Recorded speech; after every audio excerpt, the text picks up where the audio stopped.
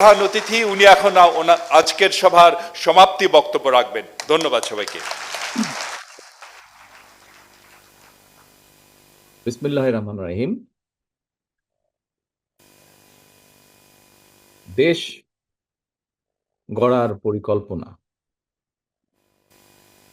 এই অনুষ্ঠানের সম্মানিত সভাপতি জনাব রুহুল কবির রিজভী, মঞ্চে উপস্থিত জয়েন্ট সেক্রেটারি সোহেল সহ আমার সামনে উপস্থিত আলোচকবৃন্দ এবং ছাত্র দলের প্রিয় ভাই ও বোনেরা, আসসালামু আলাইকুম।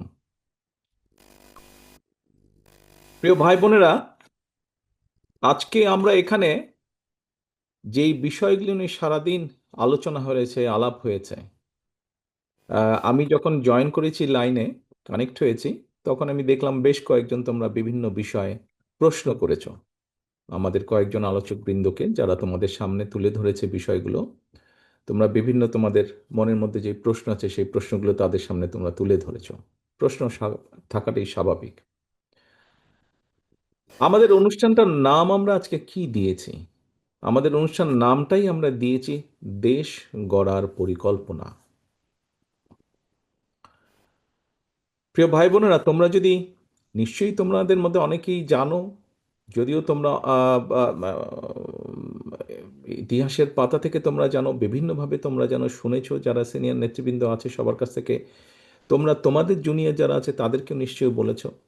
এখানে আমাদের আজকে সভাপতি সাহেব ওনার বক্তব্যে একটি কথা বলেছেন যে দেশ স্বাধীনের পরে, 90-এর স্বৈরাচারের আন্দোলনের পরে, বিভিন্ন সময় দেশ যখন সংকটের সময় ছিল, সংকটের ভিতর দিয়ে গিয়েছে, এবং তারপরে বাংলাদেশের জনগণ যখন বিএনপিকে দেশ পরিচালনার দায়িত্ব দিয়েছে, তখন ধীরে ধীরে কিন্তু বিএনপি অবস্থার পরিবর্তন ঘটিয়েছে, অবস্থার উন্নতি ঘটিয়েছে বিএনপি।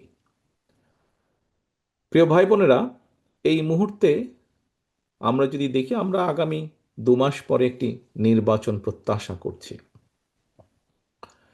এই দেশটি গত 16 বছর যেই স্বৈরাচার পালিয়ে গিয়েছে, যেই স্বৈরাচারকে বাংলাদেশের জনগণ বিতাড়িত করেছে আন্দোলনের মাধ্যমে, সেই স্বৈরাচার এই দেশের প্রত্যেকটি ক্ষেত্রকে কিভাবে ধ্বংস করে দিয়ে গিয়েছে, এটি আমরা জীবনের পরতে পরতে অনুভব করতে পারি। কিভাবে দেশের অর্থনৈতিক ব্যবস্থা ভেঙে দিয়ে গিয়েছে, কিভাবে দেশের আইন শৃঙ্খলা ভেঙে দিয়ে গিয়েছে, কিভাবে দেশের শিক্ষা ব্যবস্থাকে ধ্বংস করে দিয়ে গিয়েছে, কিভাবে দেশের স্বাস্থ্য ব্যবস্থাকে ধ্বংস করে দিয়ে গেছে, কিভাবে দেশের প্রাকৃতিক অবস্থাগুলোকে, নদী নালা খাল বিল বন জঙ্গলকে ধ্বংস করে দিয়ে গিয়েছে, কিভাবে দেশের কৃষি, যেটাই বলি না কেন, সব কিছুকে যেভাবে ধ্বংস করে দিয়ে গিয়েছে, এর ভুক্তভোগী কিন্তু এই দেশের মানুষ।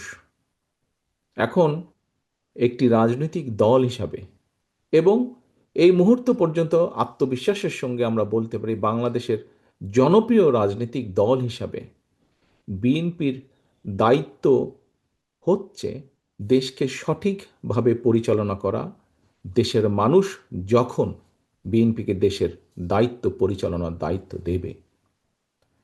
প্রিয় ভাই বোনেরা, যেদিন স্বৈরাচার পালিয়ে যায়, আমাকে মহাসচিব সাহেব তখন ফোন করলেন। ফোন করে বললেন যে জাতীয় সরকার গঠিত করলে ভালো হয় কিনা, অথবা আমরা জাতীয় সরকারে যাব কিনা। তখন বিভিন্ন রকম একটা হেফাজত কন্ডিশন। আমি তখন বলেছিলাম যে আমরা জনগণের রায় মাথা পেতে নেব, আমরা জনগণের কাছে যাব, আমরা জনগণ যে সিদ্ধান্ত দেবে তাই আমরা মাথা পেতে নেব। কাজেই আমি সেই মুহূর্তে মনে করেছিলাম যে জাতীয় সরকারে আমরা যাব না। আমাদের লক্ষ্য, আমাদের উদ্দেশ্য সব কিছু নিয়ে আমরা জনগণের সামনে দাঁড়াবো। আমরা স্লোগানে বলি যে জনগণই আমাদের সকল ক্ষমতার, রাজনৈতিক ক্ষমতার উৎস। কাজে জনগণই যদি আমাদের রাজনৈতিক ক্ষমতার উৎস হয়ে থাকে, তাহলে কেন আমরা জনগণের সামনে গিয়ে দাঁড়াবো না? আমাদের লক্ষ্য বলবো দেশকে নিয়ে, জনগণকে নিয়ে, আমাদের উদ্দেশ্য বলবো দেশকে নিয়ে, জনগণকে নিয়ে, এবং জনগণ যে সিদ্ধান্ত দেবে আমরা মাথা পেতে সে সিদ্ধান্ত নিব। প্রিয় ভাই বোনেরা, তোমাদের নিশ্চয়ই মনে আছে, আজকে থেকে প্রায় 3 বছর আগে বাংলাদেশে তখনও স্বৈরাচার বিপুল দাপটে এই দেশকে, দেশের মানুষের বাক স্বাধীনতার গলা টিপে রেখেছে, দেশের মানুষের রাজনৈতিক অধিকারের গলা টিপে রেখেছে। কিন্তু সেই রক্তচক্ষুকে উপেক্ষা করে আমরা দেশের মানুষের সামনে সংস্কার প্রস্তাব দিয়েছিলাম, যেটি 31 দফা হিসাবে পরিচিত সকলের কাছে, তাই নয়? মনে আছে নিশ্চয়ই তোমাদের। এই 31 দফার মধ্যে তোমরা এই 31 দফা মানুষের কাছে নিয়ে গিয়েছ। আজকে আমরা 31 দফার ভেতর থেকে বিভিন্ন শ্রেণীর মানুষের কিভাবে আমরা ভাগ্যের পরিবর্তন ঘটাতে পারি, সংক্ষেপে তোমাদের সামনে আজকে 8টি সাবজেক্ট উপস্থাপন করা হয়েছে। এর মধ্যে আছে, এখানে এক বোন বলেছে, আহ, সে ক্ষুদ্র জনগোষ্ঠীর প্রতিনিধিত্ব হিসেবে বলেছে, তার প্রশ্নটি অন্যরকম ছিল। অন্য অন্য অনেকেই বলেছে, শিক্ষা নিয়ে বলেছে, অনেক কিছু নিয়ে বলেছে। দেখো, বাংলাদেশ যখন 1971 সালে স্বাধীন হয়, সেই স্বাধীনতা যুদ্ধে লক্ষ লক্ষ মানুষ যুদ্ধ করেছে, লক্ষ লক্ষ মানুষ প্রাণ দিয়েছে যুদ্ধে। অর্থাৎ দেশটি স্বাধীন করার জন্য কিন্তু লক্ষ লক্ষ মানুষকে এক কাতারে এসে দাঁড়াতে হয়েছে। আজকে আমরা দেশ গড়ার পরিকল্পনা, এই কাজটি যদি আমাদেরকে সফল করতে হয়, সারাদিন যে সকল বিষয় নিয়ে তোমরা আলোচনা করলে, এই কাজগুলোকে নিয়ে যদি আমাদের সফল করতে হয়, অর্থাৎ দেশকে যদি সামনে নিয়ে যেতে হয়, মানুষকে যদি তার অবস্থান পরিবর্তন করে ভালো অবস্থানে নিতে হয়, তাহলে আমাদের সকলকে কাঁধে কাঁধ মিলিয়ে কাজ করতে হবে। আমি গত 5ই আগস্টের পর থেকে, আমি গত প্রায় 1 বছরের বেশি সময় ধরে বলে আসছি যে আমাদের সামনের সময়গুলো কিন্তু খুব ভালো নয়। সামনে অনেক কঠিন সময়ে অপেক্ষা করছে আমাদের জন্য। বিভিন্নভাবে বিভিন্ন রকম ষড়যন্ত্র বিভিন্ন জায়গায় হচ্ছে। এই ষড়যন্ত্র রুখে দিতে পারে এই দেশের জনগণ, এবং এই ষড়যন্ত্র জনগণকে নিয়ে সাথে রুখে দিতে পারে বিএনপি, বাংলাদেশ জাতীয়তাবাদী দল। এই ষড়যন্ত্র এই ষড়যন্ত্র রুখে দেবার একমাত্র উপায় হচ্ছে গণতন্ত্র, গণতন্ত্র এবং গণতন্ত্র। আমরা যদি গণতন্ত্রকে প্রতিষ্ঠিত করতে পারি, যে কোনো মূল্যে জনগণের মতামতকে প্রতিষ্ঠিত করতে পারি, তাহলে অবশ্যই অনেক ষড়যন্ত্রকে আমরা রুখে দিতে পারবো। কিন্তু ষড়যন্ত্রকে রুখে দিতে পারলেও তারপরেও কিন্তু সামনে অনেক কঠিন সময়।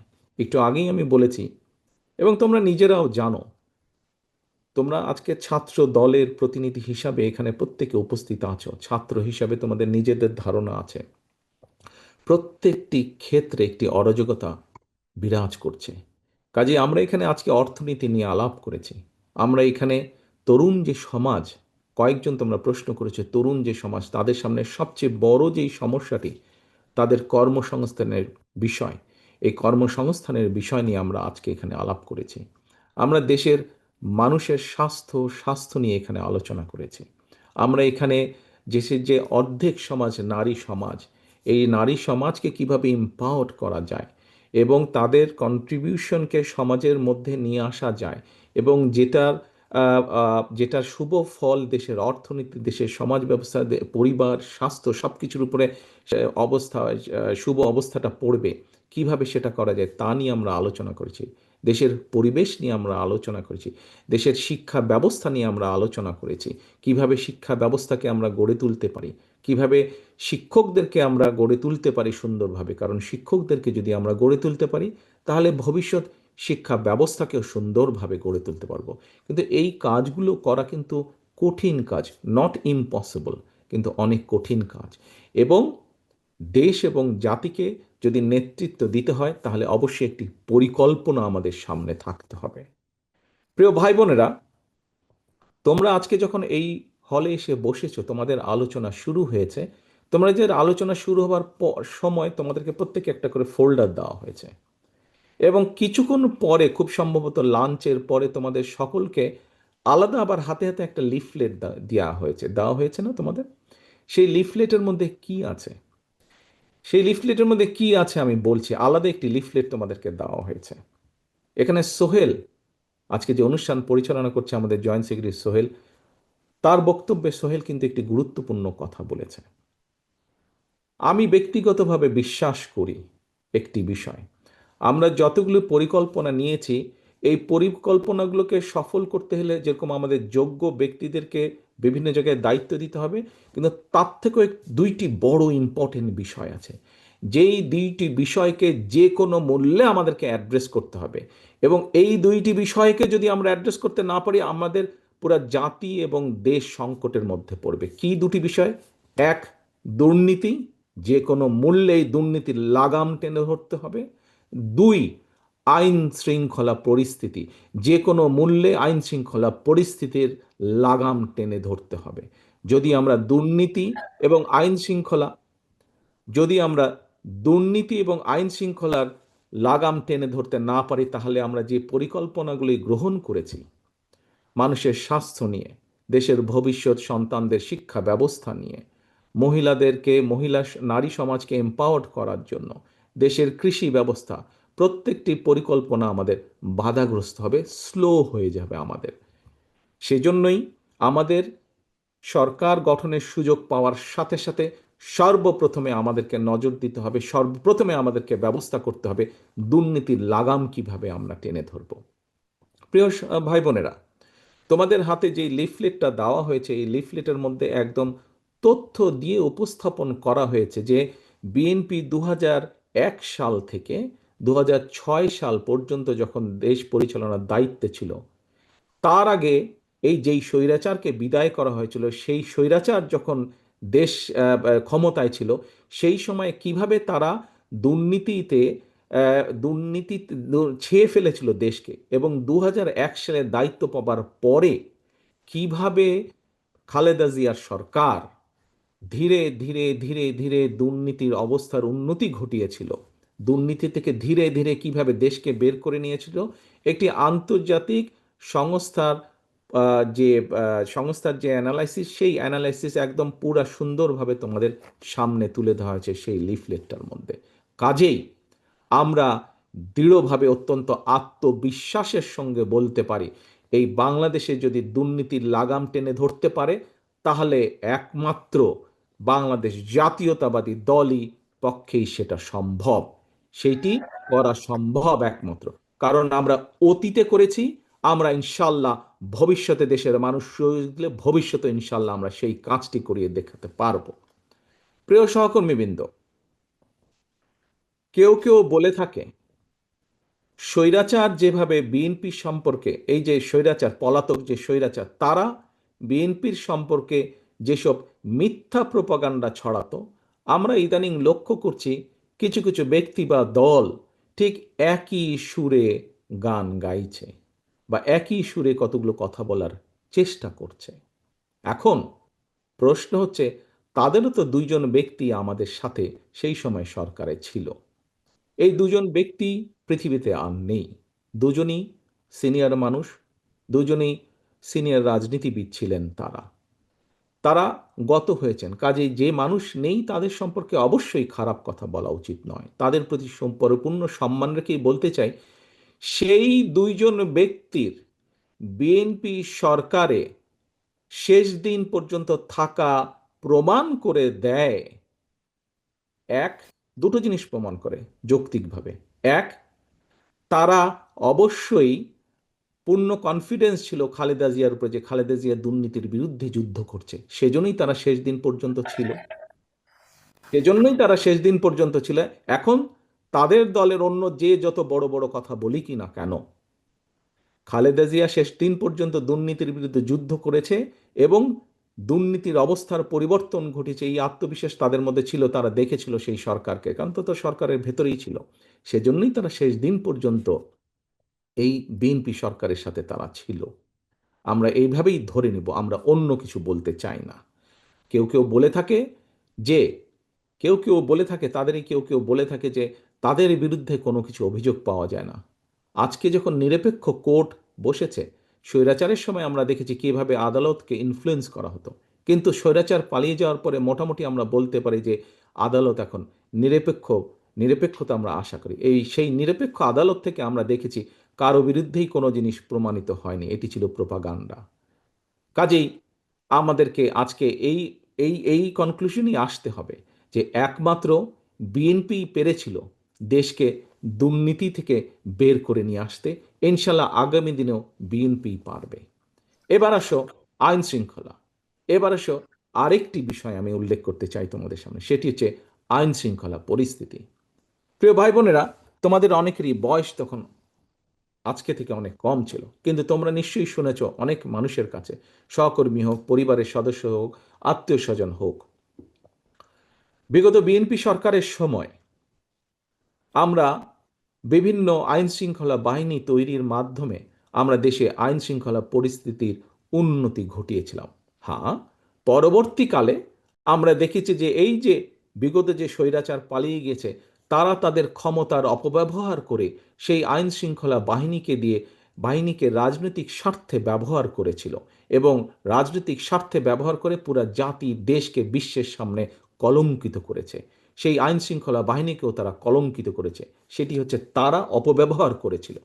কিন্তু বিএনপি দেশের স্বার্থে কোনো কিছু বিবেচনা, রাজনৈতিক প্রিফারেন্স না দিয়ে বরঞ্চ কিভাবে মানুষের শান্তি শৃঙ্খলা প্রতিষ্ঠিত করা যায়, কিভাবে দেশের আইন শৃঙ্খলা প্রতিষ্ঠিত করা যায়, তার প্রতি মনোযোগী ছিল। সেটাই ছিল বিএনপির কাছে প্রায়োরিটি। কাজেই তোমাদের নিশ্চয়ই তোমাদের ধারণা আছে, মনে আছে যে মোটামুটিভাবে সেই সময় 2003, 4, 5, 6 দিকে মোটামুটিভাবে ধীরে ধীরে আইন শৃঙ্খলা পরিস্থিতি ধীরে ধীরে উন্নতি হতে থাকে দেশের। আমি আমার নিজের একটি ঘটনার কথা তোমাদের সামনে তুলে ধরি। একদিন সেটি খুব সম্ভব 2004-5 দিকে হবে, 5 দিকের ঘটনা। আমি রাত্রেবেলায় অফিস থেকে বাড়িতে ফিরছি। আমি নিজেই গাড়ি চালাচ্ছিলাম। ক্যান্টনমেন্টের কাছাকাছি যখন বাসায় পৌঁছেছি, ক্যান্টনমেন্টে তোমাদের হয়তো অনেকের ধারণা আছে, শহীদ আনোয়ার উচ্চ বালিকা বিদ্যালয় একটি আছে, স্কুল আছে। সেই স্কুলের পরেই আমাদের যে বাসাটি ছিল, সেই স্কুলের পরে। তো ওইখানে একটি চৌরাস্তার মতন ছিল তখন, এখন আছে কিনা আমি জানি না, একটি চৌরাস্তার মতন ছিল, সেখানে একটি ট্রাফিক সিগন্যাল ছিল। তো লাল বাতির কারণে আমি ওখানে দাঁড়িয়েছি। তো আমি গাড়ির জানলাটা আমার নামানো ছিল। তো আমি যেহেতু সোজা যাবো, ওই জন্য আমি লেফট লেনে দাঁড়িয়ে আছি, আর ওইদিকে বনানী রেল চেক পোস্ট দিয়ে বেরিয়ে যায় রাস্তাটি আছে। তো আমার পাশে একটি মিশুক দাঁড়ালো এসে। তো হঠাৎ মিশুকালা আমাকে এ ভাই বলে ডাক দিচ্ছে। তা আমি তাকালাম, তা আমাকে বলে, আপনি তারেক জিয়া না? আমি বললাম যে হ্যাঁ, আমি তারেক জিয়া। তো বলে, ভাই আপনারা এই যে বিভিন্ন বাহিনী সৃষ্টি করছেন, এর মাধ্যমে আমরা অনেক শান্তিতে আছি। আমরা কেন, কিভাবে? বলে, ভাই আগে এই যখন গলি টলিতে আমরা যাত্রী নিয়ে যেতাম, প্রায় ছিনতাইয়ের মুখোমুখি হতাম, কিন্তু গত কিছুদিন ধরে আমরা অনেক শান্তিতে আছি, আমরা নিরাপদে আছি, আমাদের আর এইসবের মুখোমুখি হতে হয় না, বলা যায় মোটামুটি একদম আমরা নিরাপদ আছি। প্রিয় সহকর্মীবৃন্দ, এই ঘটনাটি আমি এই জন্য বললাম তোমাদের সকলের সামনে, যে এই ঘটনাটি অনেকগুলো ঘটনার মধ্যে একটি, এবং এই ঘটনাটি প্রমাণ করে একজন সাধারণ মানুষ, সে আমাকে চিনতো, আমি তাকে চিনতাম না, এবং তারপরে 1 মিনিটের কথা, তারপরে সে তার পথে চলে গেল, আমি আমার পথে চলে গেলাম। এই ঘটনাটি প্রমাণ করে যে বাংলাদেশের মানুষের শান্তি শৃঙ্খলা, আইন শৃঙ্খলা যদি ফিরিয়ে আনতে হয়, সেটিও বিএনপির পক্ষেই করা সম্ভব। প্রিয় ভাই বোনেরা, কিছু কিছু মানুষ বা কোনো কোনো গোষ্ঠী ইদানিং বলতে শুনেছি, বা বিভিন্ন জায়গায় কেউ কেউ সোশ্যাল মিডিয়ায় বলে যে অমুককে দেখলাম, তমুককে দেখলাম, তমুককে দেখলাম। এবার অমুককে দেখুন, যাদের কথা বলে অমুককে দেখুন, প্রিয় সহকর্মীবৃন্দ, তাদেরকে তো দেশের মানুষ 1971 সালেই দেখেছে। যে 1971 সালে তারা তাদের নিজেদের স্বার্থ রক্ষার্থে কিভাবে লক্ষ লক্ষ মানুষকে হত্যা করেছে, ঠিক যেভাবে পতিত স্বৈরাচার পালিয়ে যাওয়ার আগে হাজারো হাজারো মানুষকে হত্যা করেছিল ক্ষমতা ধরে রাখার জন্য। এই যাদেরকে কেউ কেউ বলে যে একবার দেখুন না এদেরকে, তাদেরকে দেশের মানুষ 71 সালেই দেখেছে নিজেদের রাজনৈতিক স্বার্থ রক্ষার্থে লক্ষ লক্ষ মানুষকে শুধু হত্যাই করেনি, তাদের সহকর্মীরা কিভাবে মা বোনদের ইজ্জত পর্যন্ত লুট করেছিল। এই কথাটি আমাদেরকে মনে রাখতে হবে। এখন প্রিয় ভাই বোনেরা, কথা অনেক হয়েছে, কথা অনেক হয়েছে। আমাদের লক্ষ্য একটাই, আমাদের উদ্দেশ্য একটাই, কি? দেশকে আমাদের গড়তে হবে। এই দেশকে শহীদ জিয়া গড়েছেন।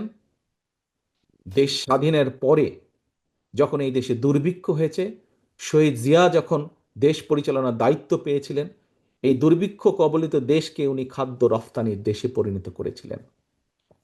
ঠিক একইভাবে পরবর্তীতে 90 স্বৈরাচারের পরে এই দেশকে আবারও দেশনেত্রী খালেদা জিয়া গড়েছিলেন। 2001-এর পরে আবারও ধ্বংসপ্রাপ্ত দেশকে, একটু আগেই বললাম তোমাদের সামনে একদম তথ্য প্রমাণ আছে, দুর্নীতি নিমজ্জিত একটি দেশকে কিভাবে খালেদা জিয়া আবার উপরে উঠে নিয়ে এসেছিলেন। প্রিয় সহকর্মীবৃন্দ, অনেক আলাপ হয়েছে, অনেক তর্ক বিতর্ক হয়েছে। গত 1 বছর ধরে আমরা দেখেছি, পত্রিকার পাতা খুললেই, টিভি চালালেই, ইউটিউবে গেলেই আমরা দেখেছি বিভিন্ন সংস্কার নিয়ে আলোচনা হয়েছে।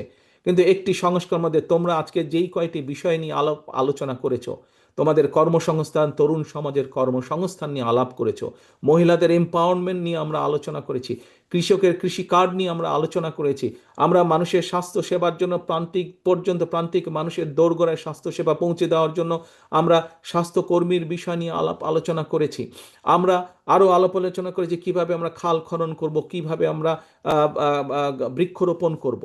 তোমাদের কাছে একটি প্রশ্ন, বিগত 1 বছর ধরে আমরা যে সংস্কার আলোচনা দেখলাম, বহু দলের এই যে সরকার যে উদ্যোগ গ্রহণ করেছিল, এগুলি, এই যে আজকে তোমরা এই যেই বিষয়গুলি নিয়ে আলোচনা করেছো, সেই বিষয়গুলি কি তোমরা মনে করো এই প্রত্যেকটি বিষয় প্রত্যেকটি সাধারণ মানুষের জীবনের সাথে সম্পর্কিত?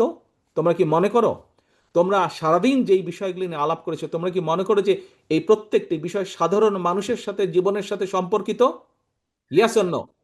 ইয়েস কি? ইয়েস, সম্পর্কিত। ওকে, তাহলে সম্পর্কিত।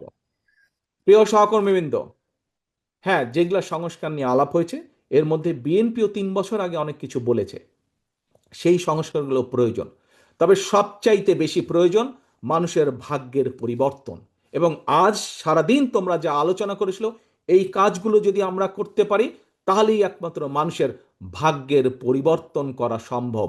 এবং মানুষের ভাগ্যের পরিবর্তন হলে, মানুষের যখন তরুণ যুবক যুবতীরা যখন চাকরি বাকরি কর্মসংস্থান করতে পারবে, কৃষক যখন কৃষি কার্ডের মাধ্যমে ধীরে ধীরে স্বাবলম্বী হয়ে উঠবে, নারী যখন ফ্যামিলি কার্ডের মাধ্যমে ধীরে ধীরে স্বাবলম্বী হয়ে উঠবে, যখন আমরা দেশের মানুষের আস্তে আস্তে ধীরে ধীরে রোগীর সংখ্যা কমিয়ে ফেলতে পারবো, যখন আমাদের খাল বিলগুলোতে পানি থাকবে, বন্যা হবে না, তখনই মানুষের ভাগ্যের পরিবর্তন ঘটবে। এবং মানুষের ভাগ্যের পরিবর্তন ঘটা মানে দেশের ভাগ্যের পরিবর্তন ঘটবে। প্রিয় ভাই বোনেরা, বিএনপি বাংলাদেশকে সিঙ্গাপুরও বানাতে চায় না, মালয়েশিয়াও বানাতে চায় না, কানাডাও বানাতে চায় না, যুক্তরাষ্ট্র বানাতে চায় না। আমরা চাই একটি স্বাবলম্বী বাংলাদেশ, যেই বাংলাদেশে মানুষ দেশের ভিতরে কর্মসংস্থানের ব্যবস্থা থাকবে, খেয়ে পরে বেঁচে থাকবে, শান্তিতে থাকবে, যেখানে দুর্নীতি নিয়ন্ত্রণ থাকবে, দুর্নীতির লাগাম টেনে ধরতে আমরা সক্ষম হব। সেরকম একটি বাংলাদেশ চাই। অনেক কথা হয়েছে, আসো। প্রথমেই আমি বলেছি দেশ স্বাধীন সকলে কাঁধে কাঁধ মিলিয়ে করেছি। দেশ স্বাধীনতার যে যুদ্ধ, সেই যুদ্ধ কাঁধে কাঁধ মিলিয়ে লক্ষ লক্ষ মানুষ একসাথে করেছে, তখন কেউ তাকায়নি কে কি। আজকে আসো, দেশ গড়ার যে পরিকল্পনা, এই পরিকল্পনা সফল করতে হলে তোমাদেরকে আজকে ছড়িয়ে ছিটিয়ে পড়তে হবে সারা দেশে, যে যেখান থেকে এসেছো। এবং শুধু ছড়িয়ে ছিটিয়ে পড়লে চলবে না, তোমাদের হাতে যে ফোল্ডারটি দেওয়া হয়েছে, হয়তো সংখ্যা কম, আমরা চেষ্টা করব তোমাদের কাছে আরও এই ডকুমেন্টগুলো পাঠাতে। মানুষের দৌড় গোড়ায় চলে যেতে হবে, প্রত্যেকের দৌড় গোড়ায় চলে যেতে হবে, দলের একজন প্রতিনিধি হিসাবে, দলের অ্যাম্বাসাডার হিসাবে তোমাদের প্রত্যেককে, ছাত্রদলের প্রত্যেকটি নেতাকর্মীকে তোমার এলাকার, গ্রামের, ওয়ার্ডের, ইউনিয়নের গোড়ায় গোড়ায় চলে যেতে হবে, ঘরের দরজায় দরজায় চলে যেতে হবে।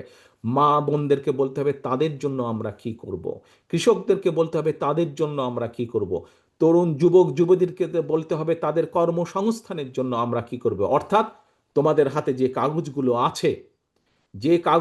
আছে, সেখানে প্রায় সমাজের প্রত্যেকটি মানুষের কোনো না কোনো একটি আশার আলো আছে। আমরা যদি একসাথে কাজ করি, ইনশাল্লাহ আমরা সেই বাংলাদেশ গড়ে তুলতে সক্ষম হব, যেই বাংলাদেশের প্রত্যাশা আমরা করি। অনেক সময় লাগবে, কষ্ট হবে, অনেক কঠিন, অনেক শত্রু আছে যারা আমাদেরকে বাধা দিবে, কিন্তু এই দেশের মানুষকে কেউ বাধা দিয়ে দাবিয়ে রাখতে পারেনি। ইনশাল্লাহ দেশ গড়ার পরিকল্পনা কাজ যখন আমরা শুরু করব বাংলাদেশের মানুষের রায় নিয়ে, তখনও ইনশাল্লাহ কেউ আমাদেরকে দাবিয়ে রাখতে পারবে না। কিন্তু তোমাদেরকে সকলকে যেতে হবে আজকে মানুষের দোরগোলায়, মানুষকে ঐক্যবদ্ধ করতে হবে। ভাই বোনেরা, তোমাদেরকে আরেকটি কথা বলি। এই দুইটি বিষয় আমি উল্লেখ করব, দুইটি বিষয় উল্লেখ করে আজকে তোমাদেরকে ছেড়ে দিব। এবং ছেড়ে দেওয়ার পরে যেই কাজটি বললাম সেই কাজটিতে কিন্তু তোমাদেরকে প্ল্যান করতে হবে। তোমরা এখানে যারা আজকে ছাত্রদলের বিভিন্ন ইউনিটের নেতৃবৃন্দ উপস্থিত আছো, তোমাদের নিচে তোমাদের আরো অনেক সহকর্মী আছে। তোমরা যে যার ইউনিটে ফিরে যাবে, সবাইকে ডাকবে। তোমরা যা জেনে গেলে, যা শিখে গেলে, তাদেরকে সেগুলো তোমরা বলবে, বোঝাবে এবং ছুটে বেড়াতে হবে, ছড়িয়ে পড়তে হবে, মানুষের ঘরে ঘরে ছড়িয়ে পড়তে হবে। মানুষকে বলতে হবে যে বিএনপি আগামী দিনে এই কাজ আপনাদের জন্য করতে চায়। তোমার দল কি? বাংলাদেশ জাতীয়তাবাদী দল। বাংলাদেশ জাতীয়তাবাদী দল এই কাজগুলো কৃষকের জন্য এই করতে চায়, নারী সমাজের জন্য এই করতে চায়, ছাত্র ছাত্রীদের জন্য এই করতে চায়, শিক্ষকদের জন্য এই করতে চায়, মসজিদের ইমাম মুয়াজ্জেম সাহেবদের জন্য এই করতে চায়। প্রত্যেকটি মানুষের কাছে তার তার মেসেজগুলো পৌঁছে দিতে হবে। প্রিয় সহকর্মীবৃন্দ, আমরা মানুষ, পৃথিবীতে আমরা বসবাস করি। আমরা মানুষ হিসাবে মানুষের জন্য আমরা কাজ করতে পারি। আমাদের সীমাবদ্ধতা আছে, পার্থিব সীমাবদ্ধতা আছে। সেই পার্থিব সীমাবদ্ধতার মধ্যে থেকে আমরা মানুষকে যা দিতে পারি, যা করতে পারি, আমরা মানুষের কাছে সেটি কমিট করব, সেটি কমিটমেন্ট দেব। এখন এখন যার মালিক আমি বা তুমি কেউ না, তার কমিটমেন্ট কি আমরা দিতে পারি? তার কমিটমেন্ট আমরা দিতে পারি না, যা আমাদের সাধ্যের বাইরে। এখানে আমরা মুসলমান আছি, অন্য ধর্মের মানুষ এখানে উপস্থিত আছে। মুসলমান হিসেবে আমরা বিশ্বাস করি এই পৃথিবীতে এবং পৃথিবীর বাইরে যাবতীয় যা কিছু আছে, আমরা যা কল্পনা করি, যা কল্পনা করতে পারি না, সকল কিছুর মালিক একমাত্র আল্লাহ তাআলা, একমাত্র আল্লাহ রাব্বুল আলামিন। আমরা শুনেছি অনেক কিছু একটি রাজনৈতিক দলের কিছু ব্যক্তি বা বেশ কিছু ব্যক্তি বিভিন্ন জিনিসের টিকিট বিক্রি করে বেড়াচ্ছে, বিভিন্ন জিনিসের কনফার্মেশন দিয়ে বেড়াচ্ছে। তো এখন এখন আমি যতটুকু বুঝি, অনেক মুরব্বী ব্যক্তি আছেন, বুজুর্গ ব্যক্তি আছেন ধর্মীয় বিষয়। আমি একজন সাধারণ নর্মাল একজন মুসলমান হিসেবে আমি যতটুকু বুঝি, যা আমার না, আমি যদি তা দেবার কথা বলি, অর্থাৎ যার যেটি আমার না সেটির কমিটমেন্ট যদি করি, তাহলে আমি তার সাথে পাল্লা দিচ্ছি। অর্থাৎ দোজক বেহেশত দুনিয়া সবকিছুর মালিক আল্লাহ। যেটার মালিক আল্লাহ, যেটার কথা একমাত্র আল্লাহ তাআলাই বলতে পারে, সেখানে যদি আমি কিছু বলতে চাই, আমার নর্মাল দৃষ্টিকোণ থেকে আমি বুঝি যে সেটি হচ্ছে শিরিক, সেটি হচ্ছে শিরিকের পর্যায়ে পড়ে। কাজে তোমাদেরকে ঘরে ঘরে যেতে হবে এবং বলতে হবে যারা এইসব কথা বলে তারা শিরিক করছে। আপনি যদি তাদের কথা শোনেন, আপনিও শিরিকের পর্যায়ে পড়ে যাবেন। যার অধিকার একমাত্র আল্লাহ তাআলার, সেটি একমাত্র আল্লাহর অধিকার। কে কোথায় যাবে, কার ইহকালে কি হবে, পরকালে কি হবে, তার অধিকার একমাত্র, ডিসাইড করার অধিকার একমাত্র আল্লাহ। আমরা পৃথিবীতে মানুষ হিসাবে আমরা মানুষের দেখভাল যতটুকু সম্ভব আমাদের দৃষ্টি থেকে আমরা করতে পারবো, আমাদের শক্তি সামর্থ্য অনুযায়ী করতে পারবো। আমরা একালেরটা করতে পারবো, একালেরটা কম বেশি আমরা মানুষ হিসেবে যা আমাদেরকে ক্ষমতা আল্লাহ দিয়েছে তার ভিতরে করতে পারবো। যা ক্ষমতার বাইরে তা আমরা করতে পারবো না। কাজী যারা এসব কথা বলে তারা ইনেবে শিরিক করছে। একজন মুসলমান হিসেবে আমি সেটাই বুঝি। এই কথাগুলো তোমাদেরকে পৌঁছে দিতে হবে। তবে সবচেয়ে বড় কথা হচ্ছে, যা তোমরা আজকে শিখে গিয়েছো, যা তোমরা আজকে জেনে গিয়েছো, যা তোমরা আজকে বুঝে গিয়েছো, এগুলো মানুষের দোরগোড়ায় পৌঁছে দিতে হবে তোমাদেরকে। তোমাদেরকে বিএনপির অ্যাম্বাসাডার হিসাবে যেতে হবে, আজকে মানুষের রাষ্ট্রদূত হিসাবে, দূত হিসাবে যেতে হবে। এখন আমার প্রশ্ন তোমাদের কাছে, তোমরা কি এই কঠিন কাজটি করতে পারবে? যদি তোমরা এই কঠিন কাজটি করতে পারো, তাহলে ইনশাল্লাহ বিএনপি দেশ গড়ার যে পরিকল্পনা, সেই পরিকল্পনার পক্ষে ইনশাল্লাহ আমরা জনগণের রায় পাব, এবং জনগণের রায় ইনশাল্লাহ পেলে ইনশাল্লাহ আমরা এই পরিকল্পনাকে ধীরে ধীরে পর্যায়ক্রমিকভাবে বাস্তবায়ন করব ইনশাল্লাহ। প্রিয় সহকর্মীবৃন্দ, আশা করি, প্রত্যাশা করি এবং ইনশাল্লাহ তোমরা তোমাদের কাজে সফল হও। তোমাদের সেই সফলতা কামনা করে আমার বক্তব্য শেষ করছি। আল্লাহ হাফেজ। বাংলাদেশ জিন্দাবাদ। বাংলাদেশ জাতীয়তাবাদী দল জিন্দাবাদ।